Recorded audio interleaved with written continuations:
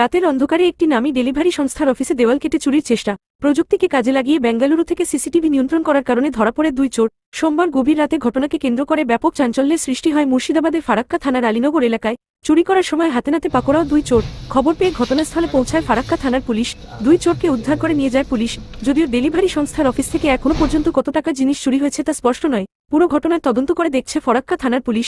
এদিকে ডেলিভারি সংস্থার অফিসে এভাবে চুরি করার চেষ্টার ঘটনায় এলাকা জুড়ে হইচই সৃষ্টি হয়। সমগ্র ঘটনার তদন্ত শুরু করেছে ফারাক্কা থানার পুলিশ।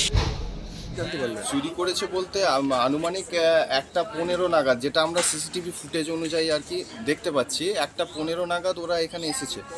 ওরা কজন ছিল ওদেরকে এখন ঠিক বলা যাচ্ছে না, হয়তো আরও দুজনকে আমরা ধরে ফেলেছিলাম অলরেডি। যেহেতু আমাদের সিকিউরিটি যে টিম আছে ওনারাই আমাদেরকে ইন্ডিকেট করেন রাত্রেবেলায় যে তোমাদের ভেতরে হাবের ভেতরে আর কি চোর ঢুকেছে।